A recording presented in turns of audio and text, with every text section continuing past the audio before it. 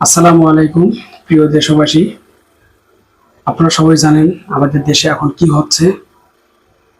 আমাদের সাধারণ শিক্ষার্থীদের পক্ষ থেকে সার্বজনীন আন্দোলনের ডাক দেওয়া হয়েছে। আপনারা সবাই জানেন বা অনেকেই জানেন আমি একজন সাধারণ শিক্ষার্থী। আমি একটি পাবলিক বিশ্ববিদ্যালয়ে পড়ি। আমার জীবিকা নির্বাহের প্রধান উপাদান হচ্ছে টিউশনি এবং আমার একটা লেখা বই। আমি কখনোই চাইনি আমার দেশে এরকম একটা দুর্যোগ, এরকম একটা নিপীড়ন, এরকম একটা অত্যাচার নেমে আসুক। আজকে আমাদের দেশ এমন একটা দ্বার প্রান্তে এসে দাঁড়িয়েছে যে জায়গায় থেকে আমাদের ফেরার পথ বন্ধ হয়ে গেছে।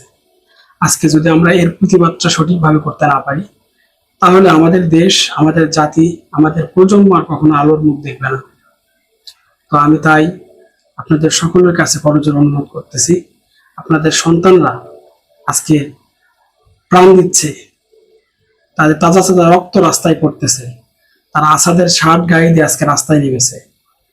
আজকে শুধু তাদের নিজেদের স্বার্থে না, তাদের নিজেদের জীবন নিয়ে তারা রাস্তায় নেমেছে শুধু দেশকে শত্রু মুক্ত করার জন্য, দেশকে মেধার তালিকায় আনার জন্য এবং এই দেশকে একটা পবিত্র দেশে রূপান্তর করার জন্য।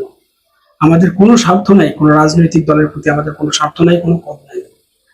আমাদের শুধু আমরা একটা আন্দোলন নিয়েই আমরা মাঠে নেমেছিলাম, সেটা হচ্ছে আমাদের কোঠা। কিন্তু বিভিন্নভাবে আমাদের কলুষিত করা হয়েছে এবং আমাদের এই আন্দোলনকে আজকে গণজাগরণে রূপান্তর করেছে।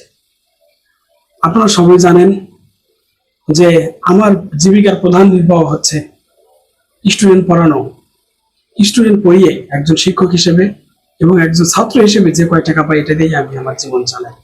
কিন্তু আজকে দেশের যে অবস্থা, আজকে আমার দেশের ভাই বোনেরা যেভাবে মার খাচ্ছে এবং আমার দেশের ভাই বোনেরা যেভাবে তাদের জীবন দিচ্ছে, এটা কখনোই একজন পাবলিক বিশ্ববিদ্যালয়ের শিক্ষার্থী হিসেবে মেনে নেওয়ার মতো না।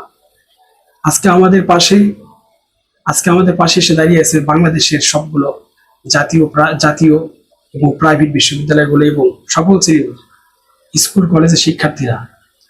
কারণ তারাও জানে, তারাও একদিন এই ঢাকা বিশ্ববিদ্যালয় বা দেশের বিভিন্ন পাবলিক, প্রাইভেট এবং জাতীয় বিশ্ববিদ্যালয়ের প্রাঙ্গণে যাবে।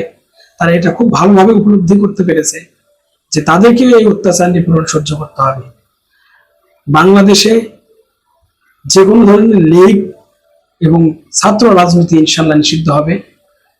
আর আমাদের মেধার আমরা বহিঃপ্রকাশ করব, আমরা আমাদের মেধা দিয়ে আমাদের দেশটাকে এগিয়ে নিয়ে যাব।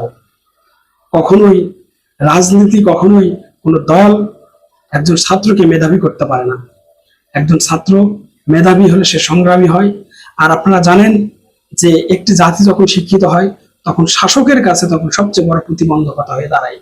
আজকে আমরা হয়েছি তাই আজকে পুরো জাতির কাছে আমরা শিক্ষিত হওয়ার কারণে আজকে আমাদের তারা বশ বানানোর চেষ্টা করতেছে, কিন্তু তারা কোনো কিছুতেই পাচ্ছে না। আমরা যে কোনো দলকে আমরা পরিত্যাগ করব, কারণ আমরা আমাদের মেধার পরিচয় দিয়ে বিশ্বর দরবারে আমাদের দেশকে আমরা একদিন ফুটিয়ে তুলব। এখন সারা বিশ্ব আমাদের ছাত্রদের পক্ষে দাঁড়িয়েছে। আপনারা জানেন বিবিসি, আল জাজিরা এবং সিএনএন সহ অস্ট্রেলিয়া এবং বিভিন্ন দেশ সহ আমাদের পক্ষে কথা বলতেছে, কারণ এটা আমাদের ন্যায্য দাবি ছিল। আমরা প্রথম দিকে কোনো দলকে আমরা ডাকিনি বা এখনো আমরা ডাকছি না। আমরা সাধারণ শিক্ষার্থীরা আমরা আন্দোলন করতেছি, আমরা আমাদের প্রাণ দিয়ে এই আন্দোলনকে আমরা সফল করব এবং আমাদের দেশকে আমরা শুধু কোঠা সংস্কার চাই না, আমরা চাই আমাদের দেশ সংস্কার। দয়া করে আপনারা যারা ভিডিও দেখছেন, আপনারা কেউ কালকে বাসায় বসে থাকবেন না। দয়া করে আপনারা সবাই মাঠে আসবেন, দয়া করে আমাদের রক্ষা করুন। এখানে আপনাদের রক্ষা করার কথা এই জন্য বলতেছি, আল্লাহ তাআলা আমাদের অন্যায়ের প্রতিবাদ করতে বলছে, আমাদের অন্যায় দিকে আমাদের বসে থাকতে বলেনি। আমরা যদি কেউ সশরীরে অন্যায়ের প্রতিবাদ করতে না পারি, আমরা যেন সেটাকে আমরা কথা দিয়ে করি। কথা দিয়ে যদি আমরা না পারি, তাহলে যেন আমরা তাকে ঘৃণা করি। আমাদের এই তিনটি পর্যায়ে ছাড়িয়ে গেছে। কারণ আমাদের এক শিক্ষার্থী ভাই রোকেয়া বিশ্ববিদ্যালয়ের সে শহীদ হয়েছে। সে কোনো রাজনৈতিক দলে ছিল না, তার পরিবার একটা দুস্থ পরিবার থেকে সে আমাদের সঙ্গে যোগ দিয়েছে। বাংলাদেশ পুলিশ পারত এই ভাইকে অন্যভাবে কন্ট্রোল করতে, কিন্তু তারা সম্মুখ যুদ্ধে আমার এই ভাইকে হত্যা করেছে, আমার ভাইকে শহীদ করেছে। আপনাদের সকল শ্রেণীর মানুষের কাছে, সকল শ্রেণীর বাবা মা ভাই বোনের কাছে অনুরোধ, আপনারা এবার ঘর থেকে বেরোন। এটাই আমাদের শেষ সুযোগ। যদি আপনারা আমাদের সফল করতে না পারেন, এই জাতি আর কখনো আলোর মুখ দেখবে না, আমরা কখনো আলোর মুখ দেখতে পারবো না। আমাদের পরবর্তী প্রজন্মকে আলোর মুখ দেখাতে হলে অবশ্যই আপনাদের এই আন্দোলনকে সফল করতে হবে। এই আন্দোলন শুধু আমার না, এই আন্দোলন শুধু আপনার না, এই আন্দোলন আমাদের সমগ্র বাংলাদেশের জন্য। আশা করছি আপনারা সবাই আমার অনুরোধটি রাখবেন, শুধু আমার না, পুরো আমাদের দেশে এ পর্যন্ত যে শহীদ হয়েছে শহীদের পক্ষ থেকে আপনাদের কাছে অনুরোধ।